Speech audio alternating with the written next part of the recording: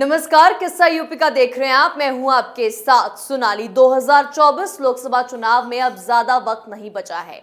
इस बीच लोकसभा चुनाव से पहले समाजवादी पार्टी के अध्यक्ष अखिलेश यादव एक ऐसे फ्रंट की बात कर रहे हैं जो केंद्र की सत्ताधारी पार्टी बीजेपी का मुकाबला कर सके। अखिलेश ने बाकायदा ये कहा कि इसके लिए कांग्रेस और अन्य विपक्षी दलों को अपनी भूमिका तय करनी होगी। इसके अलावा अखिलेश ने तेलंगाना के सीएम के चंद्रशेखर राव, तमिलनाडु के सीएम एम.के. स्टालिन, पश्चिम बंगाल की मुख्यमंत्री ममता बनर्जी और बिहार के सीएम नीतीश कुमार के प्रयासों का जिक्र किया। सपा अध्यक्ष ने यह भी कहा कि यूपी में बीजेपी को सभी 80 सीटों पर शिकस्त का सामना करना पड़ेगा।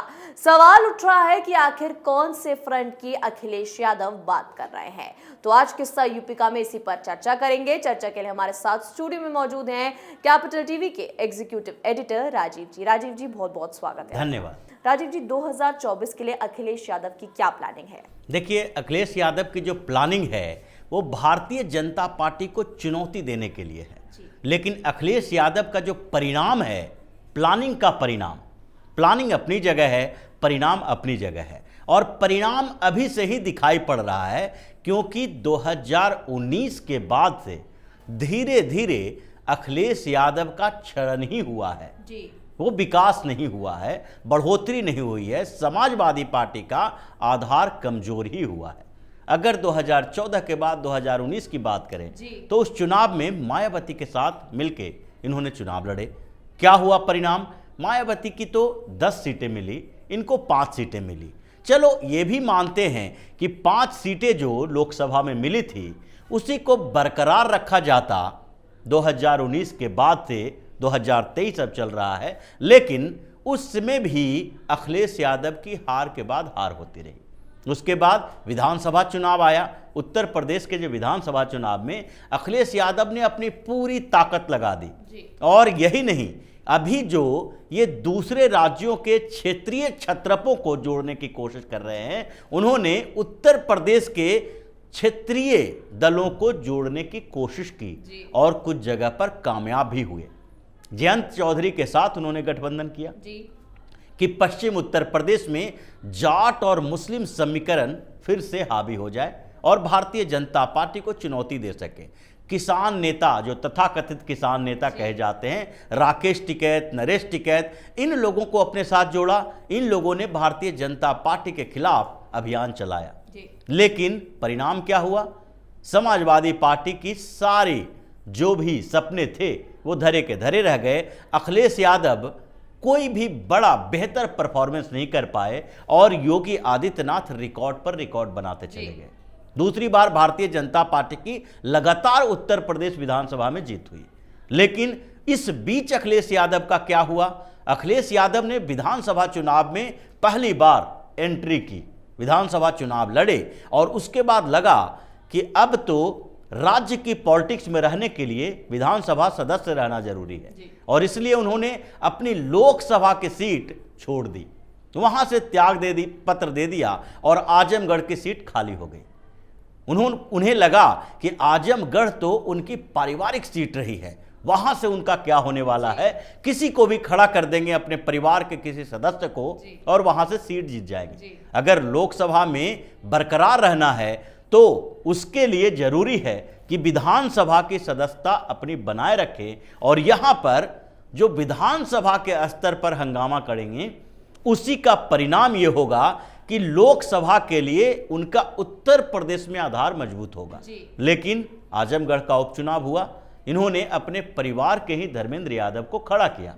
पहले कंफ्यूजन में थे, बाद में स्थितियां बदली। पहले तो इनको लग रहा था कि कोई दलित को खड़ा करे, फिर मुस्लिम को खड़ा करें, लेकिन फिर भी जब वहां के यादवों के स्तर पर लगने लगा कि भारतीय जनता पार्टी तो उसी कैंडिडेट को रिपीट करने वाली है जो पिछली बार थे। लेकिन निरहुआ जीते।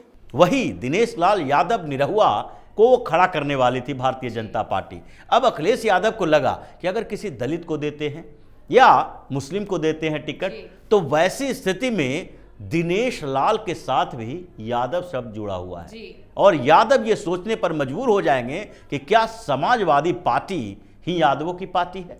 क्या भारतीय जनता पार्टी में यादव कैंडिडेट हों, यादव नेता हों तो उनके साथ, भारतीय जनता पार्टी के साथ उनको नहीं जाना चाहिए। इस कंफ्यूजन में अंतिम समय में उन्होंने धर्मेंद्र यादव को मैदान में उतारा, लेकिन हुआ क्या? 2019 के चुनाव में लगभग 2,59,000 से ज्यादा वोटों से अखिलेश यादव की जीत हुई थी। और जब उपचुनाव हुआ तो दिनेश लाल यादव को, अखिलेश यादव की पार्टी के धर्मेंद्र यादव को हरा के उन्होंने लगभग 1,12,000 से ज्यादा वोटों से धर्मेंद्र यादव को हराया। मतलब साफ है कि जिस तरीके से अपने ही क्षेत्र को फिर से नहीं बचा पाए अखिलेश यादव, वो दूसरे क्षेत्र के लिए किस मुंह से, किस आधार पर प्रचार करेंगे। दूसरी सीट भी थी, एक रामपुर की सीट, आजमगढ़ की तरह, वो भी एक मतलब समाजवादी पार्टी का मजबूत किला, आजम खान का दबदबा था। आजम खान का दबदबा था। और वहां पर भी मुस्लिम समीकरण समाजवादी पार्टी के पक्ष में थे। सबसे बड़ी बात यह है कि ये दोनों उपचुनाव में जहां पर मुस्लिम और यादव फैक्टर काम कर रहा था, दोनों ही लोकसभा का उपचुनाव अखिलेश यादव की पार्टी हार गई, रामपुर में भी और आजमगढ़ में भी। अब अखिलेश यादव जब ये कहते हैं कि 80 की 80 सीटें जो उत्तर प्रदेश की है वहां पर भारतीय जनता पार्टी की हार होगी, तो ये हंसने वाली बात होती है। जिन लोगों का साथ ये ले रहे हैं वो अपने राज्य में अपने अस्तित्व को बचा लें, यही बड़ी बात है। क्योंकि एक एक करके अगर उन नामों पर चर्चा करेंगे तो उसमें से एक दो नाम हैं जो अपने आधार पर वहां पर अपनी राजनीतिक जमीन को बचाए रखे हुए हैं और उनकी स्थिति थोड़ी मजबूत है। उसमें से एक नाम है एमके स्टालिन का, क्योंकि तमिलनाडु की राजनीति में भारतीय जनता पार्टी की बहुत बड़ी भूमिका नहीं है, धीरे धीरे भूमिकाएं बढ़ रही है, लेकिन वहां पर डीएमके और एआईडीएमके के बीच टक्कर होती थी। लेकिन एआईडीएमके जयललिता के बाद से बिखर गया। ईपीएस और ओपीएस के बीच, पनीर सेल्वम और पलानी स्वामी के बीच आपस में ही टकराव हो रहा है। एमके स्टालिन को मौका मिल गया है और इसलिए वो अपनी जमीन मजबूत किए हुए हैं। लेकिन अगर तेलंगाना में देखें, जिनसे ये मिलजुल कर आ रहे हैं, केसीआर की अपनी ही जमीन खिसक रही है। केसीआर को ये भरोसा नहीं है कि वो विधानसभा का चुनाव फिर से जीत पाएंगे, इसलिए वो भारतीय जनता पार्टी के खिलाफ मुहिम चला रहे हैं, कांग्रेस के खिलाफ भी मुहिम चला रहे हैं, क्योंकि दोनों ही पार्टियां वहां केसीआर को उखाड़ने के लिए तैयार बैठी हुई है और केसीआर के सामने एक ओवैसी की भी चुनौती है। तो ऐसी स्थिति में केसीआर अपने राज्य में अपनी पार्टी को नहीं बचा पाएंगे तो यहां आकर उत्तर प्रदेश में इनके लिए क्या कर पाएंगे। अगर उनसे आगे बढ़ते हैं इधर के राजनेताओं की बात, जिनसे ये मुलाकात करके एक मोर्चा बनाने की कोशिश कर रहे हैं, उसमें अब नीतीश कुमार की बारी आती, क्योंकि बिहार के मुख्यमंत्री हैं नीतीश कुमार और बिहार उत्तर प्रदेश का पड़ोसी क्षेत्र है। पूर्वांचल में उत्तर प्रदेश के क्षेत्र जैसे आते हैं, बिहार के क्षेत्र भी उससे जुड़ जाते हैं। तो वहां पर भी नीतीश कुमार उत्तर प्रदेश में छोड़ दीजिए, बिहार में ही अब भटक रहे हैं, क्योंकि पिछला चुनाव तो भारतीय जनता पार्टी के साथ लड़ा, जीत गए, मुख्यमंत्री बन गए, लेकिन अब वो महागठबंधन का हिस्सा बन गए हैं। पिछले विधानसभा चुनाव में जब उत्तर प्रदेश में हो रहा था तो यही नीतीश कुमार भारतीय जनता पार्टी के साथ गठबंधन तो हो नहीं पाया, लेकिन फिर भी अपना कैंडिडेट उतारे। उन्होंने सोचा कि अगर उत्तर प्रदेश में कुछ सीटें मिल जाए तो भाजपा के ऊपर दबाव बनाया जा सकता है, लेकिन हुआ क्या? नतीजा वही सिफर। एक भी सीट तो क्या 0.005% वोट भी नहीं मिले। तो नीतीश कुमार उत्तर प्रदेश में क्या कर पाएंगे ये पहले से ही पता है। अब ममता बनर्जी की बात देखें तो ममता बनर्जी अभी कुछ समय से पूरी तरह से छटपटा रही थी। पश्चिम बंगाल में एक उपचुनाव हुआ, विधानसभा के उपचुनाव में उन्होंने अपना पूरा जोर लगा दिया, उन्हीं के रिश्तेदार खड़े थे और सबसे बड़ी बात थी कि वो क्षेत्र 60% से ज्यादा मुस्लिम आबादी वाला था और वहां पर कांग्रेस का कैंडिडेट जीत गया। उसके बाद से इनको लगने लगा कि कांग्रेस को घेरना जरूरी है, नहीं तो कांग्रेस और भारतीय जनता पार्टी अगर बंगाल में एक दूसरे के आमने सामने रही तो हम तीसरे मोर्चे पर चले जाएंगे और उसके बाद हमारी पार्टी की जबरदस्त हार होगी। इसी के कारण वो भारतीय जनता पार्टी के साथ साथ कांग्रेस को टारगेट करने लगी। पहली बात तो उन्होंने कह दिया कि हम अकेले चुनाव लड़ेंगे। अब जब अखिलेश यादव, अरविंद केजरीवाल, नीतीश कुमार ये लोग आपस में एक दूसरे के साथ मिलने जुलने लगे तो ऐसी स्थिति में वो फिर से एक्टिव मोड में आ गई कि कांग्रेस अगर थोड़ी भी उभरती है तो उनके लिए खतरा हो जाएगा। और भारतीय जनता पार्टी पे ये लोग ऐसे आरोप लगाने लगे हैं जो एक सामान्य व्यक्ति भी मजाक समझ के इसको रख लेगा।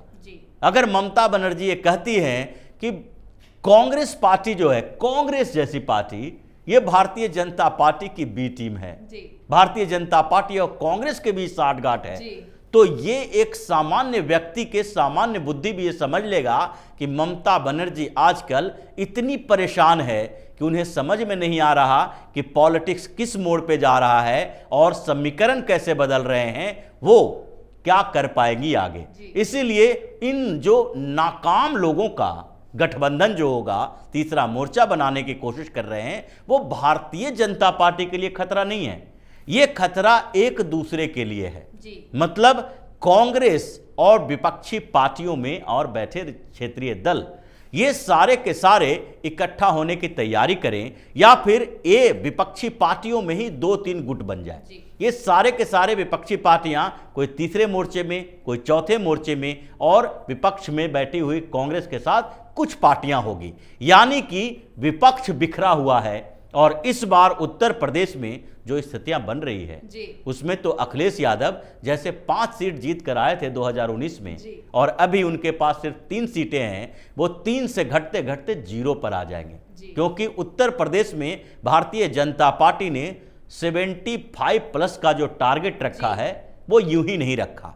अगर अखिलेश यादव की पार्टी की बात करें, जो इतनी पुरानी पार्टी है, यहाँ इनके मुख्यमंत्री रह चुके हैं, सरकारें बनी हुई है, मुलायम सिंह यादव से अखिलेश यादव तक आते आते ये पार्टी का वर्चस्व रहा है। लेकिन आज भारतीय जनता पार्टी की एक छोटी सी सहयोगी पार्टी जो अपना दल है, उस अपना दल की सीटें लोकसभा में 2 है और समाजवादी पार्टी की सीटें 3 है। तो यानी कि भारतीय जनता पार्टी के साथ जाने वाली पार्टियां, छोटी छोटी पार्टियां, जैसे ओम प्रकाश राजभर की बात करते हैं, सुबसपा है जो कुछ समय से अखिलेश यादव के साथ चली आई थी। ओम प्रकाश राजभर को लगा कि विधानसभा में तो इस बार भारतीय जनता पार्टी की हार हो जाएगी, इसलिए अखिलेश के खेमे में चले आए। स्वामी प्रसाद मौर्य ये पार्टी छोड़कर अखिलेश के साथ आए। उस समय कई नेता ऐसे थे जिनको लग रहा था कि भाजपा की हार हो सकती है, समाजवादी पार्टी के साथ जुड़े। विधानसभा चुनाव के बाद क्या हुआ, सुभाषपा ये भी अब भारतीय जनता पार्टी के साथ जाने की तैयारी में लगी है, बार्गेनिंग कर रही है, अखिलेश यादव पर कीचड़ उछाल रही है। और उसी तरीके से जो छोटी छोटी पार्टियां भी यहां है वो भाजपा के साथ जाने की तैयारी में है, और ये उधार के नेताओं से उत्तर प्रदेश का चुनाव जीतने की कोशिश में लगे हैं। यानी अखिलेश यादव पूरी तरीके से साफ हो गए हैं और उनको लगने लगा है कि अगर 2024 के लोकसभा चुनाव में वो 5 से ज्यादा सीटें नहीं ला पाते हैं तो उनकी राजनीति में फिर से वापसी नहीं हो पाएगी। बहुत बहुत धन्यवाद राजीव जी बातचीत के लिए। धन्यवाद। जी हाँ, तो 2024 के लोकसभा चुनाव में अखिलेश यादव बीजेपी को किसी भी तरह से बढ़त देने के मूड में नजर नहीं आ रहे हैं। वो प्रदेश के सभी जिलों का दौरा करने के साथ ही पुराने नेताओं को फिर से पार्टी में वापसी करा रहे हैं। लेकिन जहां 2022 और उसके बाद उपचुनाव में बीजेपी ने उनकी पार्टी को बड़ा झटका दिया है, उसके बाद अखिलेश यादव चाहे कितने भी एक्टिव हो जाएं, विपक्षी पार्टी के लोगों से मिले, दौरे करें या दावे करें, उनसे कोई फर्क पड़ने वाला 2024 के लोकसभा चुनाव में नहीं है। किस्सा यूपी का में आज के लिए इतना ही। देखते रहिए कैपिटल टीवी उत्तर प्रदेश। नमस्कार।